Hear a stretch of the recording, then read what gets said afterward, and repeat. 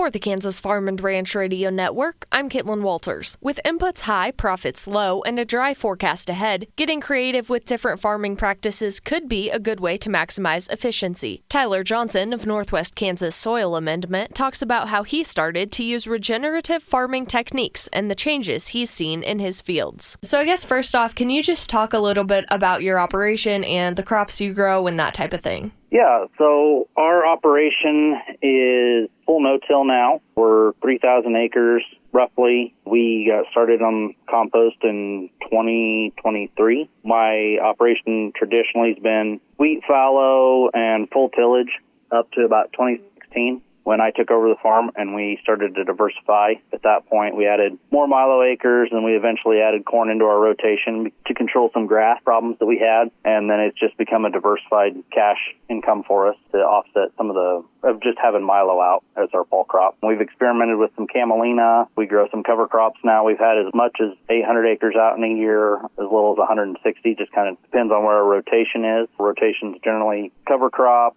followed by wheat, and then corn and milo, and then depending on residue, we'll try to get a third fall crop in. If not, we'll go back to a cover crop, and that's just based on how much residue we have left. And then can you talk a little bit about your journey into this regenerative ag practices? Yeah, so about 2017, I was kind of farming by myself. We originally had 3 people working on the farm, my uncle, my dad, and I. My dad passed away in 2016. And then my uncle was trying to retire. He was showing me the ropes that I could take over, but I was taking over a lot of tillage acres and spending an awful lot of time in the tractor. And we were just needing to look for ways to cut back on spending. And I saw a lot of my neighbors doing chem fallow to get into no-till. And I knew that would save us a lot of hours on our tractor, but it would also be pretty pricey. So I was looking for other alternatives. I looked at some research from K-State about replacing my tillage acres with field peas, but the results on that weren't amazing. And at the time I was looking into it, the pea market wasn't great. And so I was looking for other options. I finally found a book by Gabe Brown called Dirt to Soil. I read that twice through, back to back, because I was so enthralled with the ideas in there of regenerative ag and growing cover crops and reducing inputs and moving away from a traditional ag approach to growing out here. I was mostly intrigued that I could grow cover crops and get into no-till that way and get rid of my tillage without spending the bills for chem fallow. And at that time, we were starting to see herbicide-resistant weeds in chem fallow systems, and I heard that it was going to be, make my ground really tough, and I was going to have a 2-year yield drag if I went that direction. And so I decided I would give cover crops a try, but I had no idea where to start. I read a couple more books. I listened to as many podcasts as I could, but I still didn't know how to take the idea of cover crops at the time in 2017, 2018, and make them work out here. So in 2020, I went and attended a conference in Wichita, the No-Till on the Plains. I met 2 great guys there who agreed to mentor me, who had been doing cover crops in Waukene and Almena, or by Norton up there. And they helped me design an experiment on our farm where we took a full tillage field and split 50 acres off of it and put a cover crop in right by our farm where I could watch that all year long. I noticed that we had more moisture when we went to drill our wheat that fall. Our ground was more mellow. We had less weeds, and it took a lot less time from me that year to take care of that 50 acres than it did the other 100 acres of that field. And so from there, we just started scaling up cover crops, and we added a stripper head, I think the year before that in 2019. So that helped us armor our soil even more. I just kept seeing benefits to that, and I attended more conferences, and people kept telling me I needed to integrate cattle on my farm to help that regenerative process and to help build my organic matter, but I was having a hard time finding people to come in and graze my cover crops when I needed them. So I looked down a different avenue, and that's how I found compost and compost extract to add that biology into my soil without running the cattle. I still want to run cattle, but right now I want to just make changes on small scale, and that was an easy way to go, and it also saved me on my input. So I think in 2023 is when we added the compost, and that first year when we added it, we also cut out all of our 1034O phosphorus fertilizer. So that was a pretty big savings for us. Getting into that composting, what does that process look like? And can you talk about some of the results that you've seen?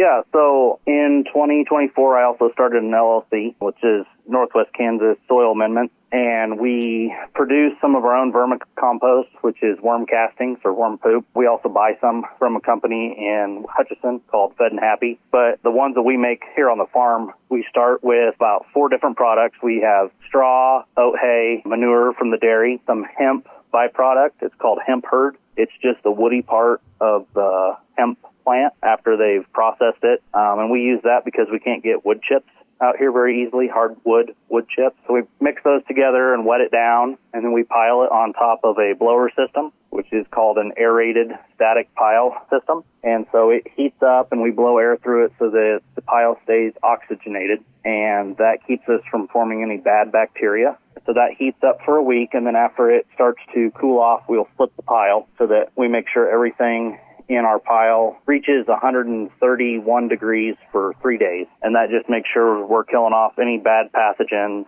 and we're killing off any weed seeds so that no matter what products we use, they won't spread bad seeds or bad bacteria when we apply them back to farm ground. And so they'll heat up for another week. We then cool that down and keep it moist, and then we can apply that in a big bin that we keep indoors so it doesn't freeze. It's called a continuous flow-through worm bin, but basically we take 200 pounds of that pre-composted material and we feed it to our worms, and then it sits in that bin after it's been eaten by the worms for about 2 months, and slowly works its way to the bottom as we harvest off the bottom and add to the top. And we get about 160 pounds of worm castings out of that bin for every 200 we put in the top. And so the great thing about worm castings is it's the most biologically diverse substance on the planet. It's why having earthworms in your field is really great, or in your garden. And we're just concentrating that by taking that worm casting, and then we run it through an extractor and make 4 gallons of liquid compost for every 1 pound of solid compost that we put in. And we take that out to our field and we apply it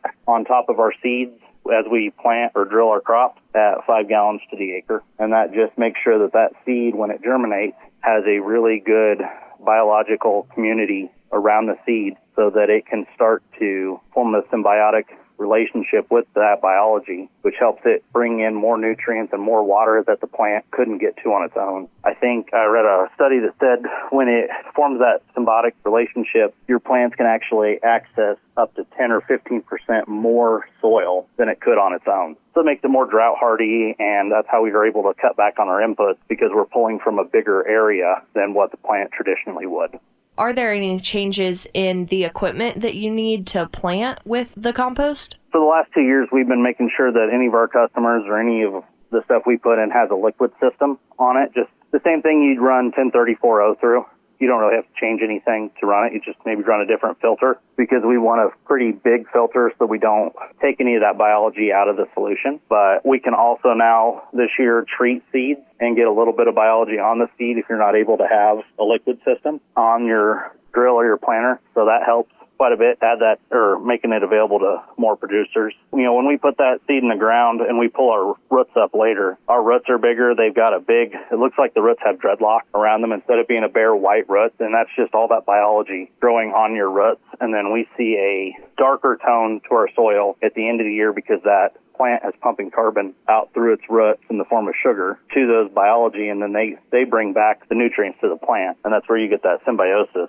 And we see that in oats, we see it in corn, milo, wheat. Everything we've put it on so far, we've seen a pretty big response. If you had to give one piece of advice to someone interested in shifting over to some of these practices or composting, what would your advice be? My advice would be to start small and, don't risk the whole farm on something new, but, give it a try. Put it really close to where you are every day so it's under your nose so you're paying attention to it every day, and just kind of start where you are. You don't have to make great big changes. You can just start small and build on that. Start where you're at, where you don't have to make a major financial input change to change over, because you're more likely to fail and it's going to add a bunch of stress you don't need. But take a field and split it. Maybe even use your worst field and split it, because that wasn't going to perform well anyway. And if you can see a response there, then you're going to see it anywhere else on your farm. And just do small changes, and over time you'll see big results. Definitely. Well, thank you so much. I really appreciate you taking the time to speak with me about this, and that's just really cool. No, I enjoy talking about it.